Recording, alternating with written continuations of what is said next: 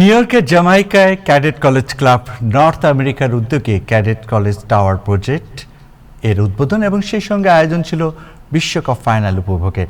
বাংলাদেশের 12টি ক্যাডেট কলেজের প্রাক্তন শিক্ষার্থীদের নিয়ে এই ক্লাবের মূল লক্ষ্য ক্যাডেট এবং তাদের পরিবারের সদস্যদের একত্রিত করা।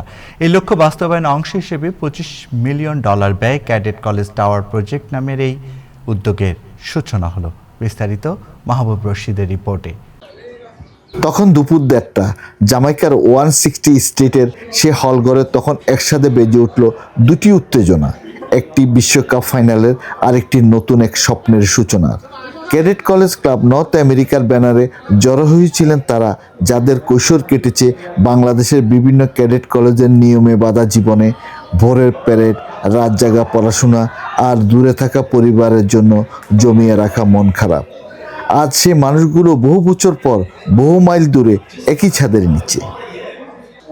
12টা ক্যাডেট কলেজ আছে বাংলাদেশে, তাদের একটা ক্লাব আছে আমাদের এখানে, ক্যাডেট কলেজ ক্লাব। এখানে 12টা ক্যাডেট কলেজের সবাই আসা যাওয়া করে। এটা আমাদের একটা মিলন মেলা টাইপের। This will cost around $25 million যখন শেষ হবে। এখন আমরা we have started with $4.5 million আমরা শুরু করেছি। একটা হচ্ছে যে আমরা ক্যাডেট কলেজের তারা এখানে আসবো, আমাদের একটা অফিস থাকবে এখানে, আর উপরের দিকে থাকবে ভাড়া দেওয়ার মতো বা বিক্রি করার মতন বিভিন্ন ধরনের ফ্ল্যাট, এবং আমাদের এখানে থাকবে senior citizen centre.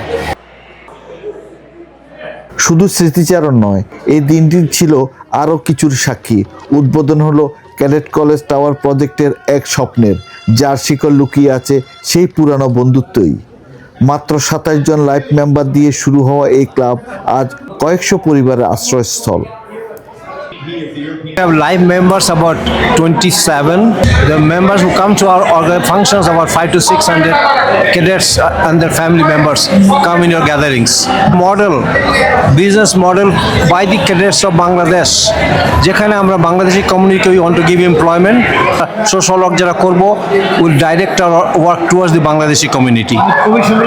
The Cadets College Club of North America idea came from me and Masood together. Senior সিটিজেনদের জন্য আশ্রয়, ইভেন্ট ম্যানেজমেন্ট আয়োজনের সুবিধা, লাক্সারি ফ্ল্যাট, এইসব কেবল ইট কাঠের পরিকল্পনা নয়, বরং একটি প্রতিশ্রুতি এই পরিবারগুলো কখনো বিচ্ছিন্ন হবে না। লাইক 14-story বিল্ডিং হবে, এখানে সিনিয়র সিটিজেন সেন্টার হবে, একটা ইভেন্ট ম্যানেজমেন্ট সেন্টার হবে, এখানে 40 লাক্সারি কন্ডোমিনিয়াম হবে।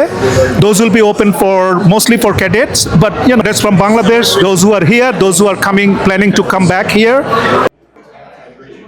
ঘরে ঘরে যে মা বাবারা একদিন সন্তানের ক্যাডেট কলেজে ভর্তির স্বপ্নে নির্ঘুম রাত কাটিয়েছেন, প্রতিযোগিতার সেই কঠিন পথ পাড়ি দিতে যাদের ছিল নীরব ত্যাগ, আজ তাদেরই সন্তানরা প্রবাসে গড়ে তুলেছে নিজেদের জন্য এক টুকরো বাংলাদেশ। ছেলে ক্লাস 7-এ পড়ে, পরীক্ষা দিলে পরে 50 জন নেওয়া হতো, মানে 9,950 জনই বাদ হয়ে যেত। It's a very competitive place. এই স্বপ্নের সহায়তা করে বাবা মা। আমার বাবা একজন ডাক্তার এবং উনি চাইতেন যে আমি যেন ডাক্তার হই, এবং ক্যাডেট কলেজের নিয়ম ছিল যে ডাক্তারেতে যাওয়া যাবে না, আর্মিতে যেতে হবে। আমার এক ভাই মেজর জেনারেল। আর তার মাঝে বেজে উঠল বিশ্বকাপ ফাইনালের বাঁশি।